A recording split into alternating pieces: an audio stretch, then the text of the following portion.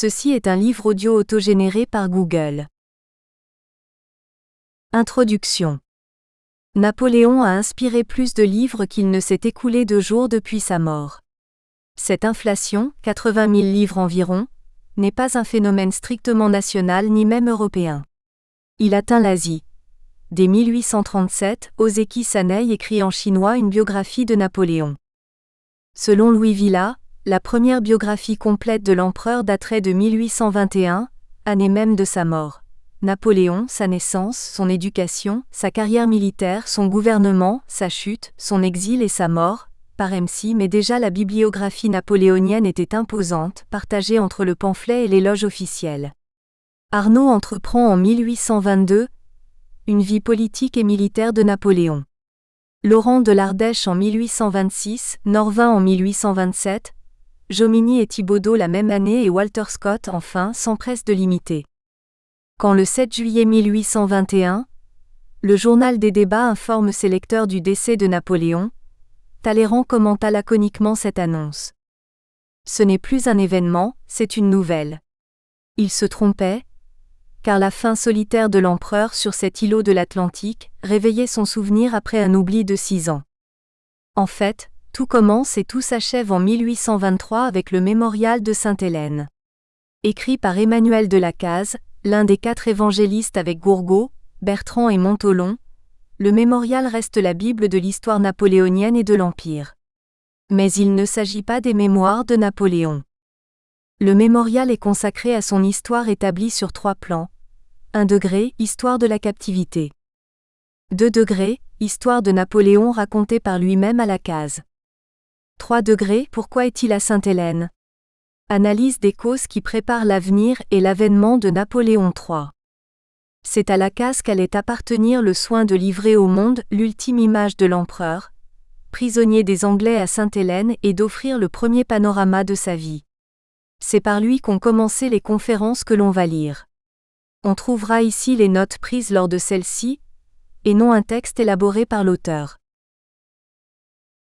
Première partie, les historiens contemporains de Napoléon. Chapitre 1, l'évangéliste de Sainte-Hélène, Lacaze.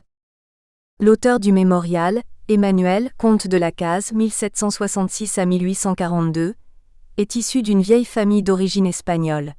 Elle compterait parmi ses membres Barthélemy de la Casa, 1474 à 1566, moine dominicain qui fut le protecteur des Indiens d'Amérique centrale. Né le 21 juin 1766 au château de Lacaze, sur la route de Castres à Revel en Haute-Garonne, le jeune Emmanuel a 6 ans lorsqu'il est placé comme interne à Sorèze. Il va apprendre dans ce lieu d'études les premiers éléments de culture générale et surtout les bonnes manières qui en feront un gentilhomme accompli. À l'avènement de Louis XVI, en 1774, son père l'accompagne chez sa tante pour y poursuivre sa formation à Paris. Mais 2 ans plus tard, il est atteint d'une fièvre putride, dont il gardera les séquelles toute sa vie. Il semble cependant que cette maladie ne l'ait pas trop retardé dans ses études.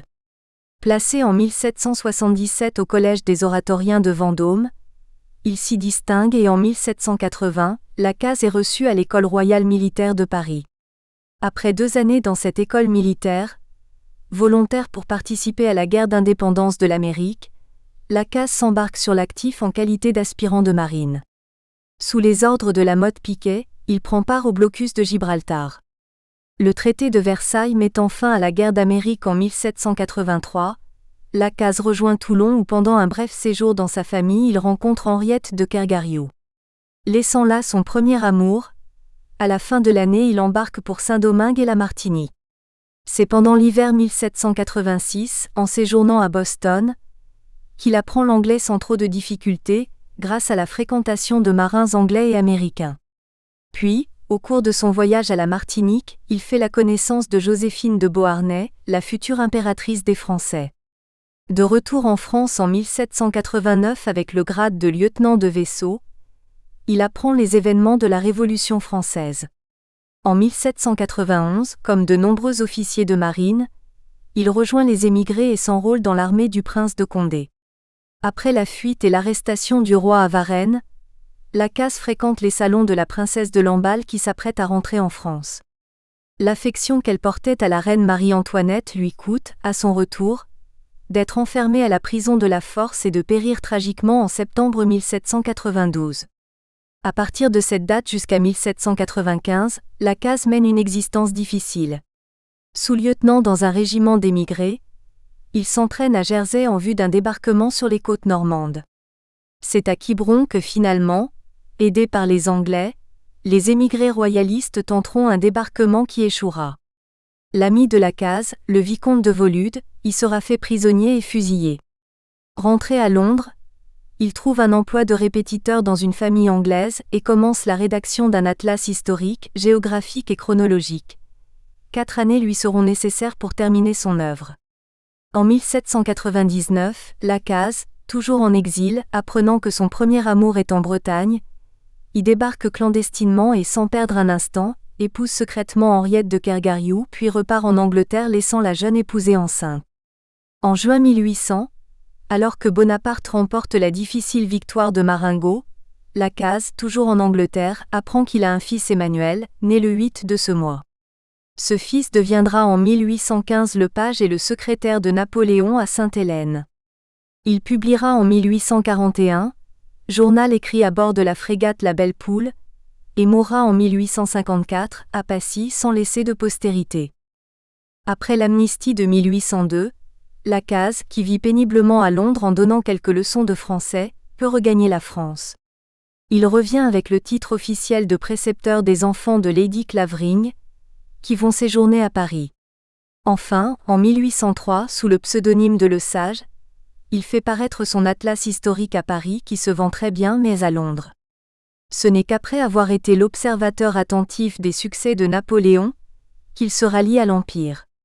Il reprend alors du service à l'armée, puis sur sa demande il est admis à la cour impériale en 1806 où sa femme, qu'il n'avait pas revue depuis 1799, vient le rejoindre.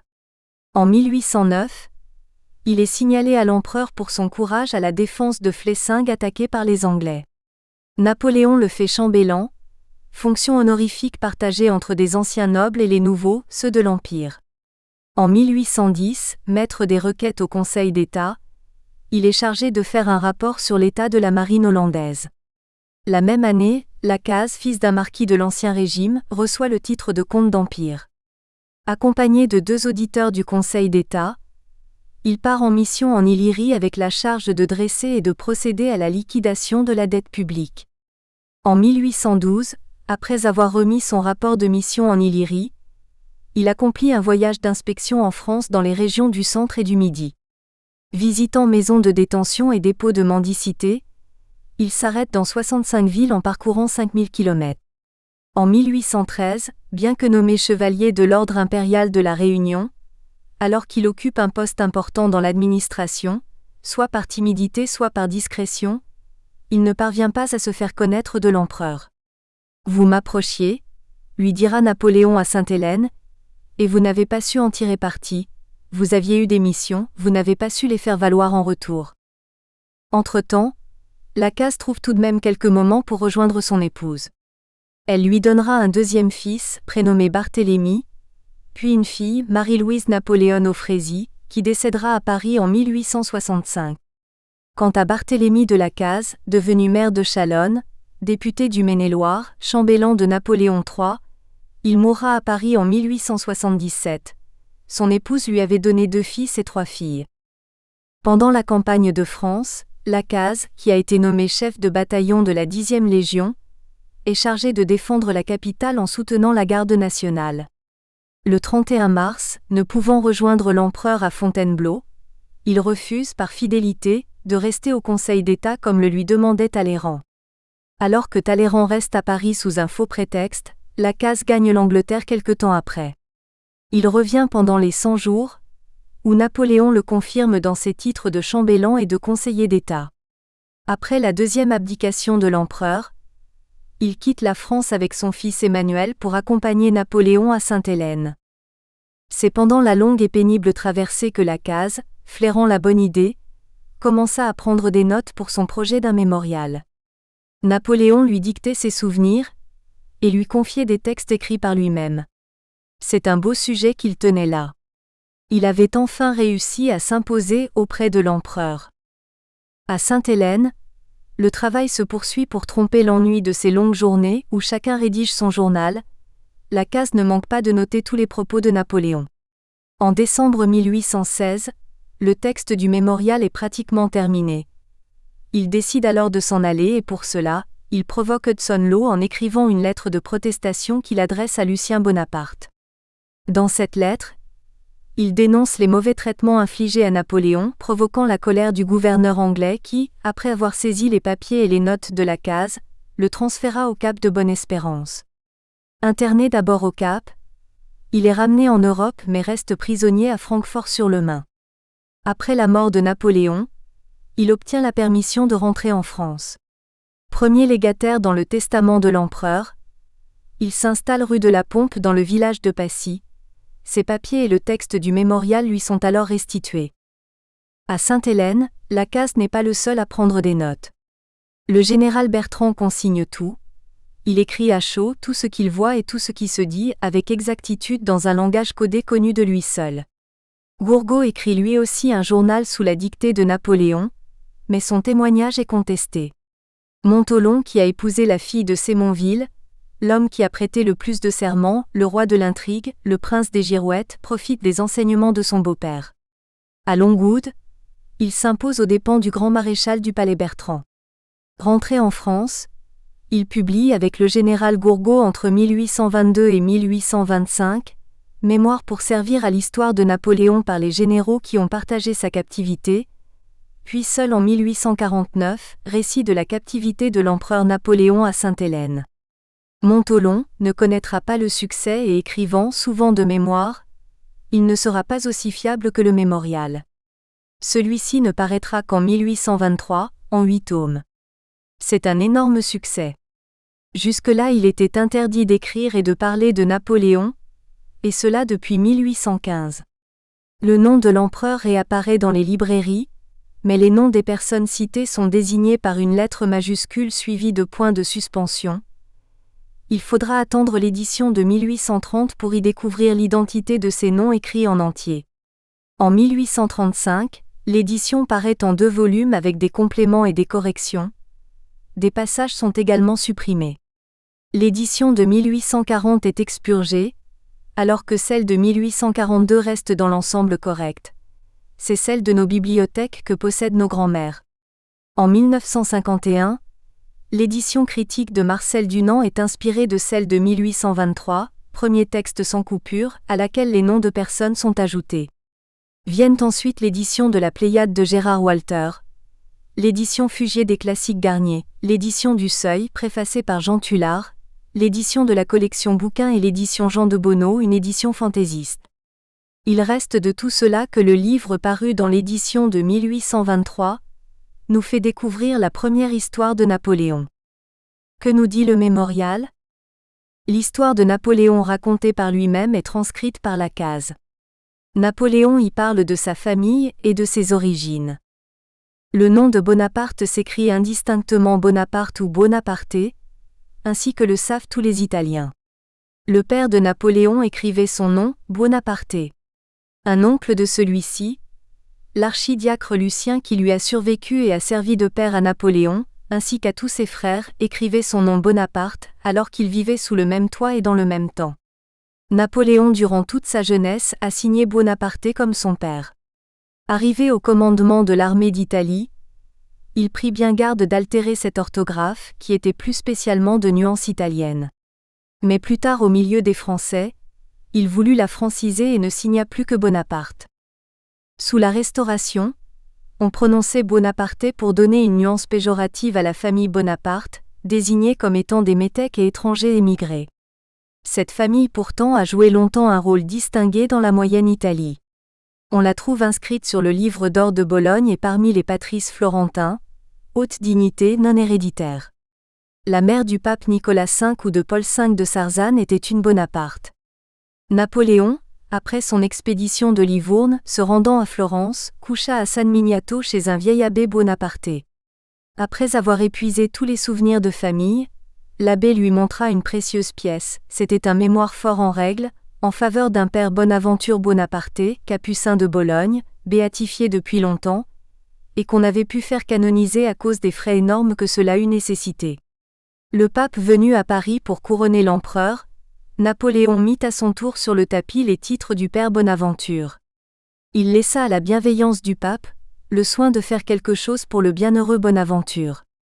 Le vieil abbé par la suite laissa son héritage à Napoléon, qui en fit présent à un établissement public de Toscane. Napoléon parle ensuite de son père. Charles Bonaparte, père de Napoléon, était fort grand de taille, beau, bien fait. Son éducation avait été soignée à Rome et à Pise où il avait étudié la loi, il avait de la chaleur et de l'énergie. C'est lui qui, à la consulte extraordinaire corse, où l'on proposait de se soumettre à la France, prononça un discours qui enflamma tous les esprits. Il n'avait alors que 20 ans. En 1779, Charles Bonaparte fut député pour la noblesse des États de Corse, à Paris. Il emmena avec lui Joseph et le jeune Napoléon alors âgé de 10 ans. À cette époque, 2 généraux français se trouvaient en Corse, fort divisés entre eux. Leur querelle y formait 2 partis. L'un était celui de M. de Marbeuf, doux et populaire, l'autre celui de M. de Narbonne-Pelay, haut et violent. Le vieux M. de Marbeuf, commandant dans l'île, demeurait à Ajaccio. La famille Bonaparte y était une des premières, et comme Madame Bonaparte était la plus agréable, la plus belle de la ville, rien de plus naturel que le commandant y fixa ses habitudes et lui prodigua ses préférences. Charles Bonaparte mourut à 38 ans, d'un tumeur à l'estomac. Il avait éprouvé une espèce de guérison dans un voyage à Paris. Mais il succomba dans une seconde attaque à Montpellier, où il fut enterré dans un des couvents de cette ville. Sous le Consulat, les notables de Montpellier, par l'organe de leur compatriote Chaptal, ministre de l'Intérieur, firent prier le premier consul de permettre qu'ils élevassent un monument à la mémoire de son père. Napoléon les remercia de leurs bonnes intentions et les refusa. « Ne troublons point le repos des morts, dit-il, laissons leurs cendres tranquilles. J'ai perdu aussi mon grand-père, mon arrière-grand-père, pourquoi ne ferait-on rien pour eux? Cela mène loin. Si c'était hier que j'eusse perdu mon père, il serait convenable et naturel que j'accompagnasse mes regrets de quelque haute marque de respect, mais il y a 20 ans, cet événement est étranger au public, n'en parlons point. » Charles Bonaparte avait épousé mademoiselle Laetitia Ramolino, dont la mère, devenue veuve, s'était mariée à monsieur Fesch, capitaine dans un des régiments suisses que Gênes entretenait d'habitude dans l'île. De ce second mariage vint le cardinal Fesch, qui se trouvait ainsi demi-frère de Madame et oncle de l'empereur. Madame était une des plus belles femmes de son temps, sa beauté était connue dans l'île. Paoli, au temps de sa puissance, recevant une ambassade d'Alger ou de Tunis, voulut donner au Barbaresque une idée des attraits de ses compatriotes.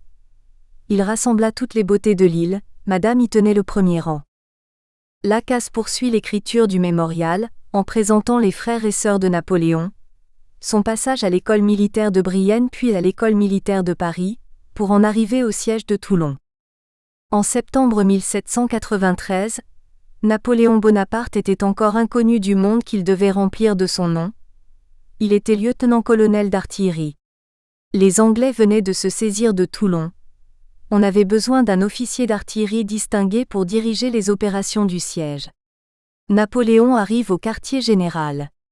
Il aborde le général Cartaux, homme superbe, doré dit-il depuis les pieds jusqu'à la tête, qui lui demande ce qu'il y a pour son service. Le jeune officier présente modestement sa lettre qui le charge de venir, sous ses ordres, diriger les opérations de l'artillerie. « C'est bien inutile, » dit le bel homme en caressant sa moustache, « nous n'avons plus besoin de rien pour reprendre Toulon. Cependant soyez le bienvenu, vous partagerez la gloire de le brûler demain sans en avoir pris la fatigue. » Et il le fit rester à souper. On s'assied 30 à table, le général seul est servi en prince, tout le reste meurt de faim, ce qui en ces temps d'égalité choqua étrangement le nouveau venu. Au point du jour, le général le prend dans son cabriolet pour aller admirer, disait-il, les dispositions offensives. À peine a-t-on dépassé la hauteur et découvert la rade, qu'on descend de voiture et qu'on se jette sur les côtés dans les vignes. Le commandant de l'artillerie aperçoit alors quelques pièces de canon, quelques remuements de terre, auxquels, à la lettre, il lui est impossible de rien conjecturer. Dupas, dit fièrement le général, qui parlait à son aide de camp, à son homme de confiance, sont cela nos batteries? Oui, général. Et notre parc? Là, à 4 pas. Et nos boulets rouges? Dans les bastides voisines, où 2 compagnies les chauffent depuis ce matin. Mais comment porterons-nous ces boulets tout rouges? Et ici les 2 hommes de s'embarrasser et de demander à l'officier d'artillerie si par ses principes, il ne saurait pas quelque remède à cela. Avec toute la réserve et le ménagement qu'il convenait d'employer, Bonaparte les persuade qu'avant de s'embarrasser de boulets rouges il fallait les essayer à froid, pour bien s'assurer de la portée. Les généraux Cartaux et Dupas, complètement ignorants et bornés, s'en remettent aux idées de Bonaparte, seul officier d'artillerie et technicien à savoir utiliser les canons Gribeauval. Madame Cartaux, par ailleurs, approuve Bonaparte. Elle fait remarquer à son époux qu'il devrait suivre les initiatives de ce jeune officier d'artillerie, car c'est lui qui en tirera gloire. Rappelés à Paris, les Jacobins de Marseille donnèrent au ménage Cartaux disgracié une fête superbe. Au cours du repas on parla beaucoup du commandant d'artillerie qu'on élevait aux nues. « Ne vous y fiez pas, dit Madame Cartaux, ce jeune homme a trop d'esprit pour être longtemps un sans-culotte. » À Toulon, Napoléon fut soutenu par le représentant Gasparin. Plus tard il dira que c'était Gasparin qui avait ouvert sa carrière. Il s'attacha aussi quelques personnes, Duroc, jeune officier d'artillerie qu'il eut d'abord beaucoup de peine à former, mais dont depuis il a tiré les plus grands services. Aimant l'empereur pour lui-même, dévoué pour le bien, sachant dire la vérité à propos. Il a été depuis duc de Frioul et grand maréchal du palais. À sa mort, l'empereur pensa qu'il avait fait une perte irréparable, et une foule de personnes l'ont pensé comme lui. À son arrivée à Toulon, Napoléon demanda un sergent ou un caporal sachant écrire sous la dictée. Quelqu'un sortit des rangs et écrivit sous la dictée. À peine terminée, la lettre fut couverte de terre par un boulet. « Bien, dit l'écrivain, je n'aurai pas besoin de sable. » Le calme avec lequel fut dite cette plaisanterie attira l'attention de Napoléon et fit la fortune du sergent. C'était Junot, depuis duc d'Abrantès. Lacaze met en place la légende. Vendémer est aussi rappelé, décrivant l'insurrection royaliste. Napoléon eut à lutter contre une grande disette, qui donna lieu à des scènes populaires. Il passait, avec une partie de son état-major pour veiller à la tranquillité publique. Un jour, il est pris à partie par une femme monstrueusement grosse et grasse, qui se fait particulièrement remarquer par ses gestes et ses paroles. « Tout ce tas d'épauletiers, crie-t-elle en apostrophant ce groupe d'officiers, se moque de nous. Pourvu qu'ils mangent et qu'ils s'engraissent bien, il leur est fort égal que le pauvre peuple meure de faim. » Napoléon l'interpelle. « La bonne, regarde-moi bien, quel est le plus gras de nous deux ?» Or Napoléon était alors extrêmement maigre. « J'étais un vrai parchemin, disait-il. » Un rire universel désarme la populace, et l'état-major continue sa route. L'histoire racontée ainsi est-elle d'une parfaite objectivité? Devant Lacaze, Napoléon dégage souvent sa responsabilité. C'est le cas pour Saint-Domingue. Au début du consulat, le général Leclerc est envoyé à Saint-Domingue pour y rétablir l'ordre, il est accompagné de Pauline. L'arrivée du général Leclerc, disait l'empereur, fut suivie d'un succès complet, mais il ne sut pas s'en assurer la durée. S'il avait suivi les instructions secrètes que je lui avais dressées moi-même, il eût sauvé bien des malheurs et se fût épargné de grands chagrins. Je lui ordonnai entre autres choses de s'associer les hommes de couleur pour mieux contenir les noirs. Mais Leclerc fit tout le contraire. Il abattit le parti de couleur et donna sa confiance aux généraux noirs. Il arriva ce qui devait arriver, il fut dupé par ceux-ci, se vit assailli d'embarras et la colonie fut perdue. Toussaint Louverture sera capturé en juillet et envoyé en France. L'esclavage est d'abord rétabli à Saint-Domingue. Il semble bien que Napoléon voulait en faire autant à la Guadeloupe. Mais une décision est prise. Il y aura des esclaves sur une île et pas sur l'autre. Puis, en mai 1802, le Sénat uniformise la loi, ainsi l'esclavage et la traite des Noirs seront rétablis dans les colonies. En novembre, le général Leclerc mourait de la fièvre jaune à Saint-Domingue. Toutes les fautes retombaient sur lui. Pour Murat, Napoléon rejette sur lui la responsabilité de l'insurrection espagnole. Murat voulait être roi. Le 2 mai 1808, la révolte éclate à Madrid, c'est le dos de Maillot.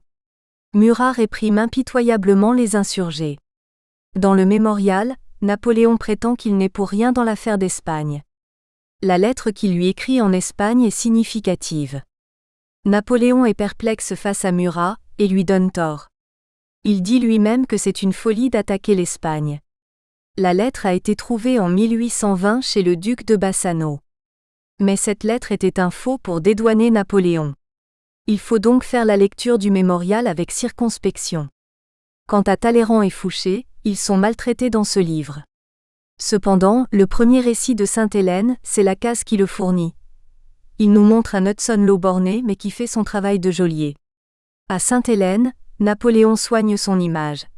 Le mémorial est fait pour plaindre la captivité de l'empereur et attendrir l'opinion sur son martyre. Si Jésus n'était pas mort sur la croix, il ne serait pas Dieu. Le génie de Napoléon a été de transformer son humiliante captivité en martyr. Il devient Prométhée pour les romantiques.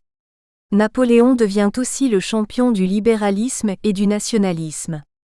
Les idées libérales sont irrésistibles, et rien ne peut effacer les grands principes de la Révolution. La Sainte Alliance qui le retient prisonnier donne un messie à la Révolution. Il devient le champion des mouvements nationaux en Europe avec les Allemands, les Italiens et les Espagnols. Chapitre 2 – Un historien légitimiste, Chateaubriand. Avec François René, vicomte de Chateaubriand, 1768 à 1848, et les Mémoires d'outre-tombe, l'épopée napoléonienne figée depuis le mémorial dans sa version bonapartiste doit composer avec la version royaliste. Chateaubriand donne le point de vue du légitimiste. 6 livres, des numéros 19 à 24, extraits des Mémoires, nous donnent une vie de Napoléon fort intéressante où l'on découvre que l'auteur, ennemi politique de Napoléon, est aussi son poète. L'homme. François-René de Chateaubriand, né à Saint-Malo, a une jeunesse difficile et souvent solitaire, propice à la rêverie et à la mélancolie. Il fait des études classiques au collège de Dole, de Rennes et de Dinan. Chateaubriand embrasse sans ménagement, de 1786 à 1789, la carrière militaire comme officier d'infanterie au régiment de Navarre, garnisseur à Cambrai et à Dieppe. L'esprit de 1789 le séduit dans un premier temps, mais le massacre de Foulon et Berthier, la sauvagerie de leurs assassins qui viennent le provoquer en lui présentant la tête des 2 malheureux au bout d'une pique, le dégoûte profondément, dégoût qui se transforme en haine au fur et à mesure des événements qui réduisent comme une peau de chagrin le pouvoir royal. C'est pourquoi il se laisse facilement gagner au conseil de Malesherbes, qui l'encourage à entreprendre un long voyage en Amérique du Nord.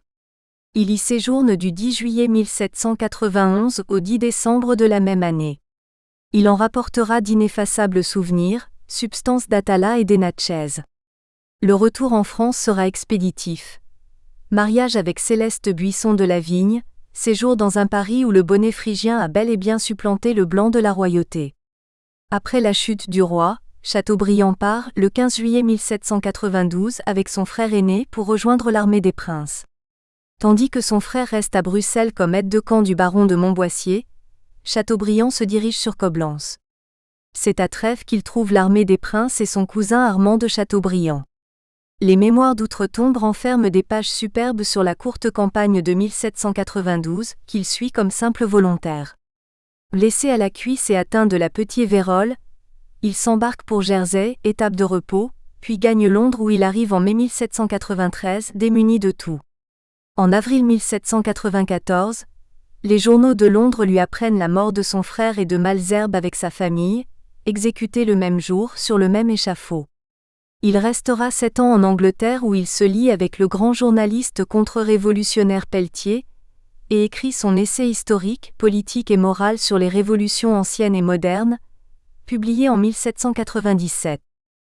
Son essai vient après celui de Joseph de Maistre, qui avait publié en 1796, Considérations sur la France, annonçant la restauration de 1814 et 1815. En 1798, Chateaubriand est frappé par la mort de sa mère, puis par celle de sa sœur Julie en juillet 1799. Toutes 2 décédées des suites d'un trop long emprisonnement.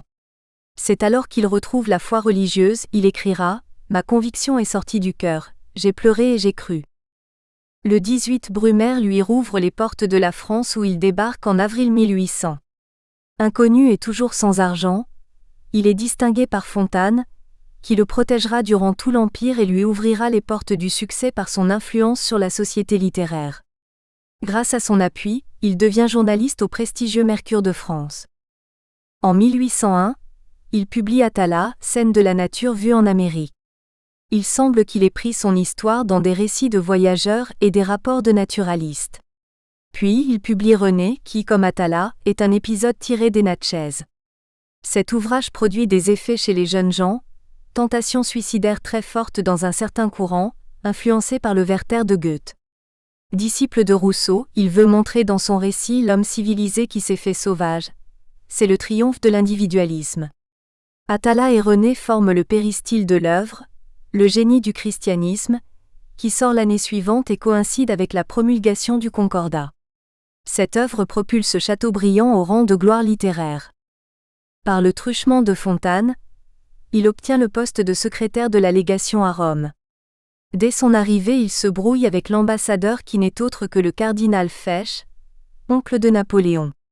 Sa nomination comme ministre de France auprès de la République du Valais fait figure de promotion-sanction. En effet, le poste est un des derniers de la hiérarchie diplomatique et la perspective de la rejoindre ne le tente guère. Après l'affaire du duc d'Enghien et son exécution le 3 mars 1804, Chateaubriand démissionne de son poste avec un certain courage compte tenu des circonstances. Désormais il vit exclusivement de sa plume. De retour d'un long voyage en Méditerranée, dont il fera le récit dans son itinéraire de Paris à Jérusalem, qui paraîtra en 1811, il publie un article véhément contre le régime impérial dans le Mercure de France du 4 juillet 1807. Un moment menacé d'arrestation, il s'éloigne de la capitale et acquiert la vallée aux loups. En exil, il écrit Les Martyrs suscitant l'irritation de l'Institut quand ils paraissent en 1809. La mort de son cousin Armand, fusillé comme agent royaliste en 1809, avive son hostilité envers l'Empire. Cependant, Napoléon l'impose à l'Académie française le 20 février 1811, mais il se voit privé du droit de prononcer son discours de réception, qui mêle un vibrant éloge de la liberté à une condamnation sans appel de la Révolution. La chute de Napoléon lui donne l'occasion de régler ses comptes avec l'ogre.